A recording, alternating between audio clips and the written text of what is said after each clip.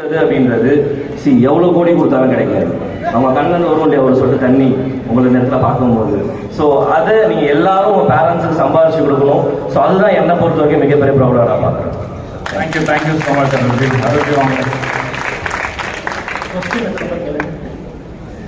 Question இன்னொரு வாட்டி கேட்குதா அருஜி? Okay, one thing that you are most proud of, நீங்கள் பெருமையாக என்ன நினைக்கிறீங்க ஒரு விஷயம்? தேங்க்யூ. எல்லாருக்கும் வணக்கம். அந்த ஆப்பர்ச்சுனிட்டியை கொடுத்த மதுசூதன் சாருக்கு ஃபர்ஸ்ட் ஆஃப் ஆல் ஒரு பெரிய தேங்க்ஸ். காமனாகவே பார்த்தீங்க அப்படின்னா ஒரு ஆப்பர்ச்சுனிட்டிங்கிறது எல்லாருக்குமே கிடைக்குதா அப்படின்னா இல்லை. Here in India lot of youngsters we are struggling in day by day life. ஒவ்வொரு நாளுமே நம்ம நிறைய ஸ்ட்ரகிள்ஸை ஃபேஸ் பண்ணிக்கிட்டே இருக்கோம். இதிலேருந்து எப்போவாச்சும் ஒரு நாள் நம்ம இதுலேருந்து வெளியில் வர முடியுமா அப்படின்னா அதுக்கான அந்த பாசிபிலிட்டிஸுங்கிறது இல்லை அப்படின்னு தான் சொல்லலாம். ஏன்னா நிறைய நம்ம ஒரு ஜாப் அப்படிங்கிற ஒரு இடத்துக்கு போகிறோம். பட் அதில் சரியான ஒரு ரெகக்னைசேஷன் நம்மளுக்கு கிடைக்குதா அப்படின்னா கிடைக்கிறது கிடையாது. ஸோ இன்னைக்கு இருக்கிற மோஸ்ட் ஆஃப் த பீப்புள் என்ன யோசிக்கிறாங்க அப்படின்னா யாரு அதிகமா யாரு எதை நோக்கி போறாங்களோ அதை நோக்கி தான் நாமளும் போகணும் அப்படிங்கிற ஒரு எழுதப்படாத ஒரு விதிங்கிறத வச்சுக்கிட்டு இருக்காங்க.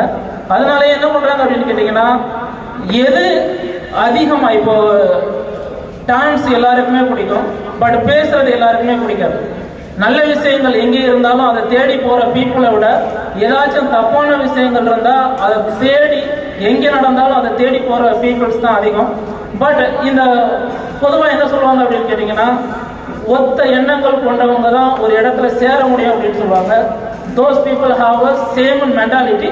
that type of people only gather in the same place.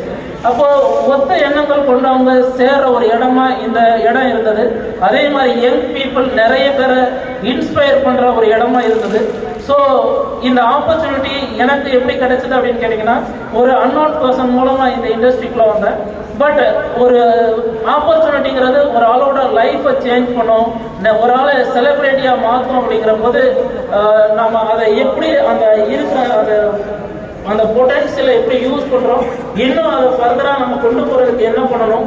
So இன்னைக்கு இருக்கிற சுச்சுவேஷன்ல இந்த அசால்ட் இண்டஸ்ட்ரிங்கிறது பார்த்தீங்க அப்படின்னா யங்ஸ்டர்ஸுக்கு பெரிய ஒரு ஆப்பர்ச்சுனிட்டியை கிரியேட் பண்ணுது. ஸோ ப்ராப்பராக கிடைச்சிருக்க ஆப்பர்ச்சுனிட்டியை நம்ம எந்த அளவுக்கு யூஸ் பண்ணுறோமோ அந்த அளவுக்கு நம்மளோட லைஃப் ஸ்டைலையும் நிறைய சேஞ்சஸ் கொண்டு வர முடியும். தேங்க்யூ அருள்ஜி. இப்போ பார்த்தீங்கன்னா ரெண்டு பேரும் பேசுறதுல ரெண்டு காமன் பாயிண்ட் எனக்கு கிடைச்சது. ஒன்று என்னன்னாக்கா ஒரு கிரௌடு கூட ஒரு வரும்போது நீங்க எல்லாம் ஒரு கைத்தட்டல் தட்டுறீங்கல்ல, அது டெஃபினட்டா ஒரு ப்ரௌட் மூமெண்டா இருக்கும் சொல்றாங்க.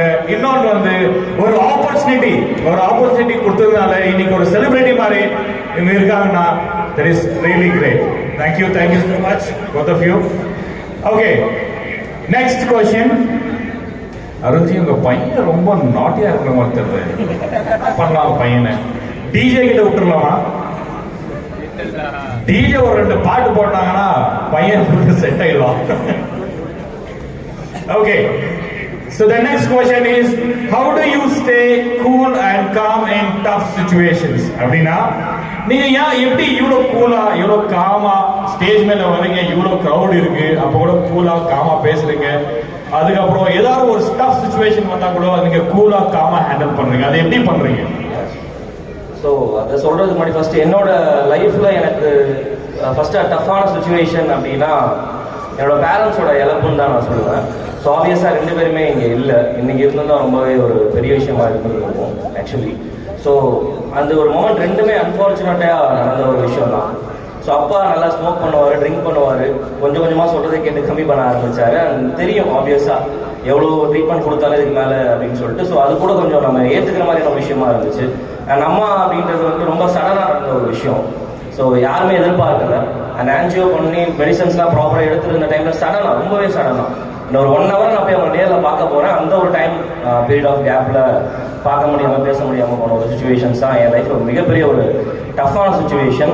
அண்ட் அந்த ஒரு சுச்சுவேஷனை நான் கிராஸ் ஓவர் பண்ணது தான் என்னோட மிகப்பெரிய ஒரு ஸ்ட்ரென்த்தாக நான் பார்க்குறேன். அண்ட் ஏன் அதுக்கான ரீசன்ஸ் என்னவா இருக்கும் அப்படின்னா ஆப்வியஸ்லி என்னோட டவுன்லைன்ஸ் தான் அதுக்கான மிகப்பெரிய ரீசன்ஸ். ஸோ ஏன் அப்படின்னா they will give me a lot of support. எனக்கு ரிலேஷன் சப்போர்ட் பெருசாக கிடையாது. அப்பா அம்மா நிறைய பேர்ட்ட கோச்சிக்கிட்டாங்க, பேசுறது கிடையாது, சண்டை இந்த மாதிரி நிறைய ஒரு போகும், எல்லா ஃபேமிலியிலுமே இருக்கும் இல்லையா. ஆனால் எனக்கு ஒரு பெரிய ஒரு ஆஸ் அண்ட் பிரதர் அப்படின்ற ஒரு நம்ம சீனியர் அப்ளைன் பிஸ்னஸ் இதெல்லாம் தாண்டி எனக்கு நிறைய பிரதர்ஸ் இங்கே கிடைச்சாங்க. அண்ட் அந்த லவ் அண்ட் சப்போர்ட் அப்படின்றது நான் இல்லாதப்பையும் என்னோட பிஸ்னஸை சரி பண்ணி கொண்டு போனாங்க. அண்ட் எனக்கு ரொம்பவே சப்போர்ட்டிவ், என்னோட டவுன்லைன்ஸ் மட்டும் அந்த இடத்துல சொல்ல முடியாது, என்னோட அப்ளைன்ஸும் அந்த இடத்துல சப்போர்ட்டிவாக ரொம்பவே சப்போர்ட்டிவாக இருந்தாங்க. அண்ட் ஆஸ் அ பிரதர் என்னை அக்செப்ட் பண்ணிக்கிட்டாங்க. அண்ட் அப்பா இருந்தப்போ நீ வா, அம்மா கூப்பிட்டு வா, நாங்கள் இருக்கோம் பார்த்துக்கணும்னு சொல்லி நிறைய பசங்க சொன்ன ஒரு விஷயம். அண்ட் அது எனக்கு ஒரு கிடைச்ச ஒரு பெரிய வரம் தான் நான் நினைக்கிறேன். ஏன்னா எல்லாருக்குமே அது கிடைச்ச ஒரு விஷயம் தான். எனக்கு அதை என்ன பொறுத்த வரைக்கும் அது மிகப்பெரிய விஷயம் நான் நினைக்கிறேன். அது இருந்தனால தான் எனக்கு தெரிஞ்ச அந்த டஃப்பான சுச்சுவேஷன் ஹேண்டில் பண்ணுற மாதிரி இருந்துச்சு. அண்ட் அதை தாண்டி எனக்கு செல்ஃப் பிலீவ் அப்படின்றது கொஞ்சம் ஜாஸ்தியாக இருந்துச்சு. ஏன் அப்படின்னா எங்களோட மிகப்பெரிய இன்ஸ்பிரேஷனாக ராம் சீனியர் இருந்தாங்க, அருள் ஜிவா சீனியர் இருந்தாங்க. ஸோ அவங்க எல்லாமே நம்ம பஞ்சாபில் பார்த்து வளர்ந்த ஆட்கள். ஸோ அந்த இடத்துக்கு நம்ம போகணும். ஒரு ஃபங்க்ஷன் வரும்போது இந்த இடத்துல நம்ம தான் எப்படி இருக்கும். ஸோ இதே மாதிரி நம்ம ஒரு 1000 பேருக்கு ஸ்பீச் கொடுத்தா எப்படி இருக்கும், அந்த ஒரு விஷயத்த நாங்கள் அவங்கள்ட்ட இருந்து எடுத்துக்கிட்ட ஒரு விஷயம். ஸோ அங்கே போகணும் அப்படின்ற கான்ஃபிடன்ஸ் அவங்கள்ட்ட இருந்து நாங்கள் ஒரு ஏர்ன் பண்ண விஷயம் தான். ஆனால் அந்த செல்ஃப் பிலீவாக இருக்கட்டும். அண்ட் நான் டஃப்பான சுச்சுவேஷன் அப்படின்றத தாண்டி கம்பெனி எவ்வளோ டஃப்பான சுச்சுவேஷனை பார்த்துருக்கு ஆப்வியஸாக. இப்போ ஆஸ் அ சிங்கிள் பர்சனாக நம்ம லைஃப்பில் நம்ம பார்க்குற டஃப்பான சுச்சுவேஷன் எவ்வளவோ இருக்குது. இவ்வளோ பெரிய இண்டஸ்ட்ரியை நடத்திட்டு இருக்கவங்க ஏகப்பட்ட டஃப்பான சுச்சுவேஷன்ஸ் பார்த்துருக்காங்க. ஸோ அசாட் ஜேர்னி நீங்கள் பார்த்தீங்கன்னா உங்களுக்கு நிறைய தெரியும். ஸோ ஜிஎஸ்டி கொண்டு வந்தப்போவாக இருக்கட்டும், அண்ட் தென் லாக்டவுன்ற சுச்சுவேஷன் வந்தப்போ இருக்கட்டும், எவ்வளவோ ஒரு டஃப்பான சுச்சுவேஷன் ஹேண்டில் பண்ணியிருக்காங்க. ஸோ அவங்க ஸ்ட்ராங்காக நின்று எனக்கு ஒரு 500 பேர் இருந்தாலும் சரி, எனக்கு ராம் சீனியர் சொன்ன வார்த்தை இன்னும் ஞாபகம் வருது, ரோஷன் சார் சொன்னது அதுதான். எனக்கு ப்ராப்பரான ஒரு 500 பேர் இருந்தாலும் இந்த இண்டஸ்ட்ரியை என்னால் ரன் பண்ணி கொண்டு போக முடியும் அகைன் அப்படின்னு சொன்ன ஒரு விஷயம் எனக்கு இன்னமும் ஞாபகம் வருது.